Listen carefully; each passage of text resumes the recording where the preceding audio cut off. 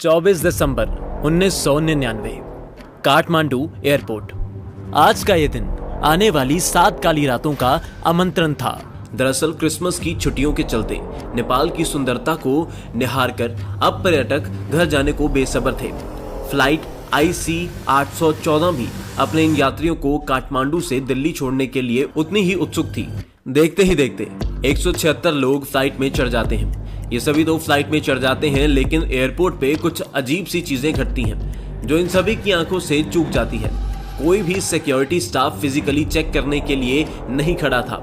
Luggage scan करने वाली 2 में से एक एक्सरे मशीन खराब पड़ी थी और फ्लाइट IC 814 को काठमांडू एयरपोर्ट पे लैंड होने के आधे घंटे के अंदर ही फटाफट वापस उड़ा दिया जाता है, मानो जैसे जल्दबाजी में कुछ छुपाया जा रहा था। फ्लाइट में बैठे यात्री बेशक इन सभी चीजों से अनजान थे, लेकिन ये चीजें ही भारतीय इतिहास के सबसे डरावने हाईजैक का कारण बनने वाली थी। दोस्तों, इस वीडियो में हम भारतीय एविएशन हिस्ट्री के सबसे डरावने IC 814 हाईजैक के बारे में जानेंगे। हम जानेंगे कि कैसे पाकिस्तान के आतंकियों ने 2 घंटे के सफर को 7 दर्दनाक रातों में बदल दिया। साथ ही इन आतंकियों ने भारत सरकार से कौन सी ऐसी डिमांड्स पूरी करवाई जिसका खामियाजा हमें पुलवामा और उरी अटैक के रूप में आज तक भुगतना पड़ रहा है, और भारत सरकार की वो कौन सी गलतियां थी जिस कारण उन्हें इन आतंकियों की शर्तों के आगे झुकना पड़ा।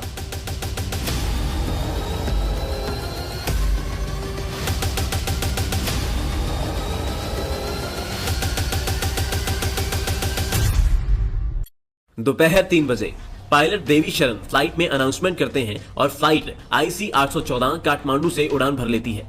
धीरे धीरे ये फ्लाइट 30,000 फीट की ऊंचाई पे पहुंच जाती है और ये सारे यात्री नेपाल की इन वादियों को चीरती आ रही सूरज की किरणों को देख मंत्रमुग्ध हो रहे थे।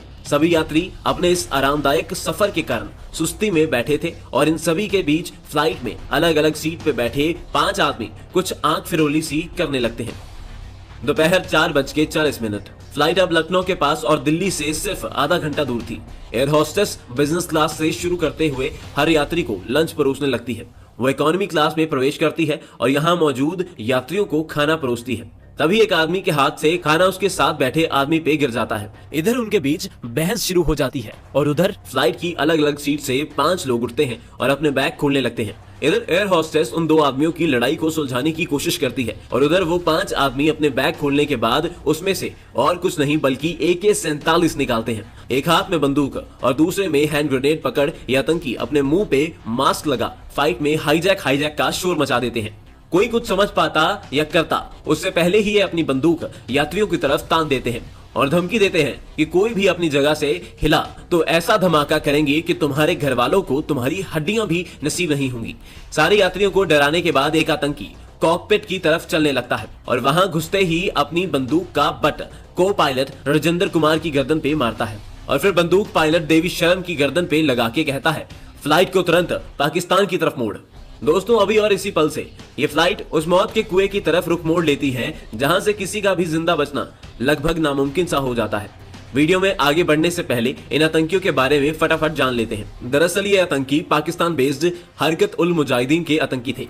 इस संगठन का जन्म 1985 में हुआ था और इसका मुख्य काम कश्मीर में उग्रवादियों को ट्रेनिंग और फंडिंग करने के साथ कश्मीर में आतंक फैलाने का है, ताकि कश्मीर में अशांति की आग लगातार जलती रहे। इस संगठन ने 1994 से 1999 तक हमारे 100 से भी ज्यादा फौजी भाइयों का खून बहाया था और इसी कारण इस संगठन के कई खूंखार आतंकी फौज ने कश्मीर में गिरफ्तार कर रखे थे। आज ये आतंकी अपने इन्हीं साथियों को जेल से निकलवाने के लिए हाईजैकिंग करके बैठे थे और मेन आतंकी जिसे ये छुड़वाना चाहते थे उसका नाम था मौलाना मसूद अजहर। अजहर वही आतंकी है जिसने भारत को दुनिया के नक्शे से मिटाने की धमकी खुलेआम दे रखी थी। अब आतंकियों का चीफ इब्राहिम अख्तर कॉकपिट में घुस जैसे ही पायलट शरण को फ्लाइट पाकिस्तान की तरफ मोड़ने को कहता है, उसी पल से फ्लाइट लखनऊ से पाकिस्तान की तरफ रुख कर लेती है और ये खबर अब इंडियन ATC यानी एयर ट्रैफिक कंट्रोल तक भी पहुंच जाती है। ATC में ये खबर सुन भगदड़ मच जाती है और वो बिना कोई देरी किए इस खबर को दिल्ली में सेंट्रल गवर्नमेंट के क्राइसिस मैनेजमेंट ग्रुप तक भी पहुंचा देते हैं। लेकिन क्राइसिस मैनेजमेंट ग्रुप इस सिचुएशन की गंभीरता को नहीं समझ पाता और उनकी तैयारियों में इतनी कमियां थी कि वो सब कुछ देख आप दंग रह जाएंगे। शाम 6:44 फ्लाइट पाकिस्तान की तरफ जा रही थी और शरण अपनी चतुराई का इस्तेमाल कर आतंकियों से कहते हैं कि फ्यूल बहुत कम है और अगर हमने अभी रिफ्यूल नहीं किया तो तुम अपनी मांगे मनवाना तो दूर, कभी पाकिस्तान भी नहीं पहुंच पाओगे। शरण का तर्क सुन आतंकी भी मजबूर हो जाते हैं और फ्लाइट को अमृतसर में उतार दिया जाता है। शरण ये खबर इंडियन एटीसी को भी बता देते हैं और यहाँ से ये खबर क्राइसिस मैनेजमेंट ग्रुप के हेड प्रभात कुमार को भी बता दी जाती है। प्रभात सिचुएशन को अपने तरीके से संभालते हैं। वो आतंकियों को बातों में उलझा के जितना हो सके उतनी देर यहाँ रोक कर नेगोशिएट करने की कोशिश करते हैं। वहीं दूसरी तरफ एनएसजी चीफ प्रभात से कहते हैं कि एनएसजी को इसमें इन्वॉल्व किया जाए। प्रभात जो एक नौकरशाह थे वो ऑपरेशन जैसी बात में इतना कॉन्फिडेंस नहीं दिखाते। एनएसजी चीफ के बार बार आग्रह करने पर प्रभात आखिर मान तो जाते हैं, लेकिन तब तक प्लेन को अमृतसर में लैंड हुए 1 घंटा हो चला था। अब 1 घंटे बाद एनएसजी को अमृतसर निकलने के ऑर्डर्स मिलते तो हैं, लेकिन ये डिले ही आतंकियों की जीत और भारत की हार का फैसला करने वाला था। 7:45 फ्लाइट को अमृतसर में उतरे 1 घंटा हो चला था, इसलिए आतंकियों ने शरण पे लगातार दबाव बना रखा था कि अगर जल्दी से रीफिलिंग नहीं हुई तो हम लोगों को मारना शुरू कर देंगे। पिछले 1 घंटे में रीफिलिंग नहीं की गई थी, इसी कारण आतंकी एक यात्री सतनाम सिंह को तो पहले ही चाकू मारकर जख्मी कर चुके थे।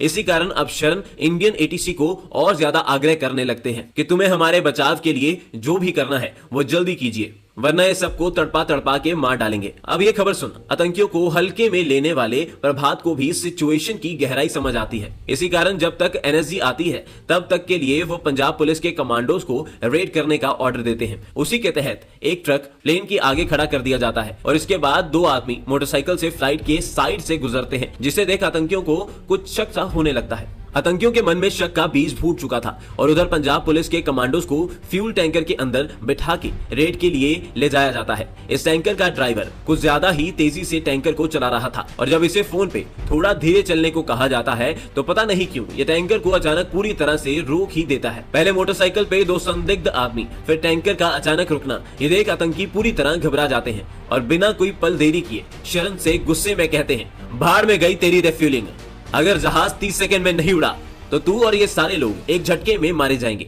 इधर एनएसजी अमृतसर पहुंच जाती है और अपने तामझाम के साथ प्लेन की तरफ आगे बढ़ने लगती है। एनएसजी पूरे फुल प्रूफ प्लान के साथ रेड करके सारे हॉस्टेजेस को सही सलामत छुड़ा सकती है और वो जहाज से बस कुछ ही मीटर दूर थी, लेकिन जहाज भी बिजली की गति के साथ रनवे पे भाग रहा था। एनएसजी जहाज को पकड़ती उससे पहले ही 7:50 पे सामने खड़े ट्रक से बाल बाल बचते हुए जहाज अमृतसर से टेक ऑफ कर जाता है और प्रभात की लैक ऑफ प्लानिंग के कारण आतंकियों को घर दबोचने का मौका हाथ से फिसल जाता है। बस ये गलती भारत सरकार की बदनामी और हर भारतीय को आज तक दर्द देने के लिए काफी साबित होती है। देखने में लग रहा था कि अब यात्रियों के लिए सबसे ज्यादा डरावनी बात यह है कि वो पाकिस्तान जा रहे हैं, लेकिन हकीकत ये थी कि पाकिस्तान में उतरने से पहले भी कुछ ऐसा घटता है जिसने सभी हॉस्टेजेस की जान हलक में अटका दी थी। रात 8:07 अमृतसर से उड़ान भरने के बाद से ही शरण लगातार पाकिस्तान एटीसी को रिक्वेस्ट कर रहे थे कि उन्हें लैंड करने की परमिशन दी जाए, लेकिन पाकिस्तान इस हाईजैक के पीछे अपना नाम नहीं लगवाना चाहता था, इसलिए वो लैंड करने की परमिशन लगातार डिनाई कर रहा था। शरण जहाज को जबरदस्ती पाकिस्तान एयरस्पेस में घुसा देते हैं और अब लाहौर की तरफ ले जाने लगते हैं। अब फ्यूल सच में खत्म हो चुका था और उधर पाकिस्तानियों ने लाहौर एयरपोर्ट के रनवे की सारी लाइट्स बंद कर दी थी ताकि जहाज लैंड न कर पाए। अब शरण के सामने 2 ऑप्शन थे, या तो फ्यूल खत्म होने पर अपनी मौत को स्वीकार करे या फिर थोड़ी हिम्मत दिखा जहाज को कहीं लैंड करा दे। शुरू से यात्रियों की फिक्र करने वाले शरण दूसरा विकल्प चुनते हैं। उन्हें दूर से एक हाईवे की लाइट दिखती है और वो जहाज को उस पर उतारने लगते हैं। साथ ही वो पाकिस्तानी एटीसी को मैसेज भेजते रहते हैं कि हम क्रैश लैंड कर जाएंगे। जब पाकिस्तानियों को लगता है बात सच में बिगड़ सकती है तो वो फाइनली रनवे की लाइट्स ऑन कर देते हैं और शरण हाईवे पे मौजूद गाड़ियों पे टकराने से एक ही पल पहले जहाज को फिर हवा में उड़ा देते हैं और अंत में लाहौर एयरपोर्ट पे जहाज उतर जाता है। पाकिस्तान खुद की अच्छी छवि दिखाने के लिए तुरंत जहाज को कमांडो से घेर लेता है और आतंकियों से कहता है कि कम से कम बुजुर्गों और बच्चों को तो रिहा कर दो। दूसरी तरफ अटल बिहारी वाजपेयी अपने ऑफिसर्स की लापरवाही से बेहद मायूस थे और इस बार वो बिना कोई देरी किए पाकिस्तान में मौजूद इंडियन हाई कमिश्नर जी पार्थसारथी को तुरंत नेगोशिएट करने के लिए कहते हैं। मगर पाकिस्तान भारत को कष्ट पहुंचाने में कोई कसर नहीं छोड़ता, क्योंकि पार्थसारथी ने पाकिस्तानियों से हेलीकॉप्टर की मांग की थी ताकि वो फटाफट लाहौर पहुंच जाए, लेकिन उन्हें ये हेलीकॉप्टर 3 घंटे बाद जाके मिला था और आतंकियों को पाकिस्तान से दुबई उड़ान भरने के लिए इतना समय काफी था।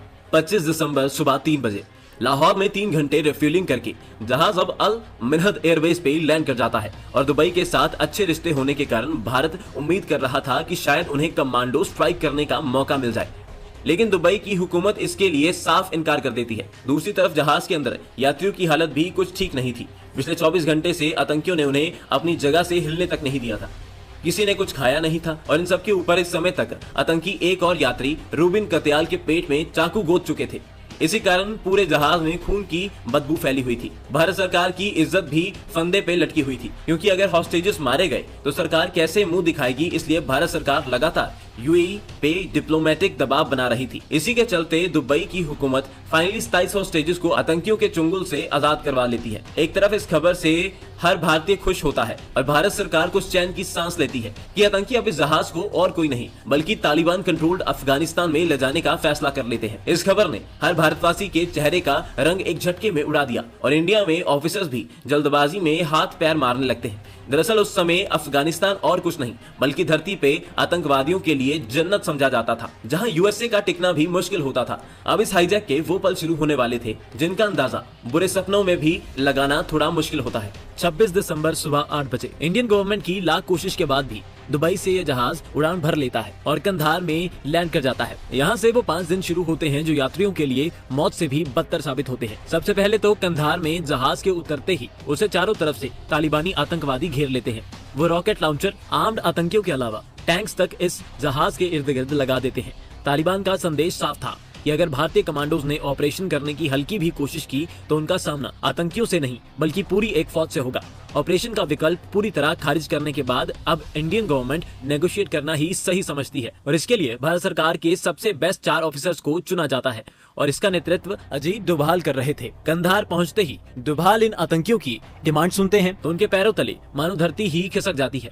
आतंकियों ने पूरे 1650 करोड़ रुपए के साथ 1 या 2 नहीं बल्कि भारतीय जेलों में बंद 36 खूंखार आतंकियों की रिहाई की मांग रखी थी। ये ऐसी डिमांड्स थी जो भारत सरकार चाह के भी पूरी नहीं कर सकती थी।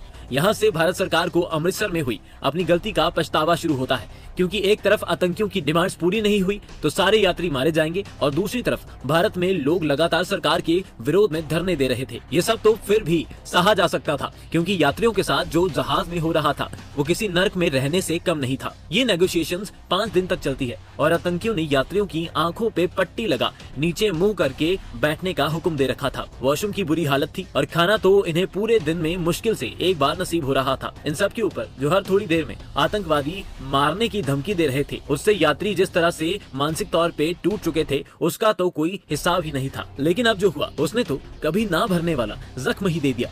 दरअसल हर बढ़ते दिन के साथ सरकार पे दबाव बढ़ता जा रहा था और इसी कारण कंधार में मौजूद डोभाल को भी फटाफट इस समस्या से निजात पाने को भी कहा जाता है। कूटनीति के बादशाह कहे जाने वाले डोभाल कैसे भी कर आतंकियों को 36 नहीं बल्कि 3 आतंकियों की रिहाई के बदले यात्रियों को छोड़ने के लिए मना लेते हैं। अब फाइनली नेगोशिएशंस एक नतीजे पे पहुंच जाती है, लेकिन उस समय किसी को अंदाजा नहीं था ये तीनों आतंकियों को रिहा करना भारत को आज तक एक कांटे की तरह चुभेगा। ये तीनों आतंकी अहमद उमार सईद शेख, मुश्ताक अहमद जरगर और मौलाना मसूद अजहर थे। अगर बात करें कि इन्हें आखिर गिरफ्तार ही क्यों किया गया था, तो अहमद उमार ने तो 1994 में 4 फॉरेन टूरिस्ट को दिल्ली में किडनैप कर सरकार से अपनी आतंकी साथियों को छुड़वाने की कोशिश की थी, लेकिन इसकी ये कोशिश नाकामयाब रही थी और तब से ये जेल में सड़ रहा था। मुश्ताक की बात करें तो उसने काफी कम समय में करीब 30 लोगों की हत्या की थी, जिसमें कुछ हाई रैंकिंग ऑफिशियल्स भी शामिल थे। वही मसूद अजहर पाकिस्तान से कश्मीर में कई साल आतंक फैलाने के बाद 1994 में भारत आया था और यहाँ आके इसने कश्मीर घूमने आए कुछ टूरिस्ट को टॉर्चर किया था और तब इसे आर्मी ने गिरफ्तार कर दिया था। ये तो बात हुई कि ये जेल में कैसे गए,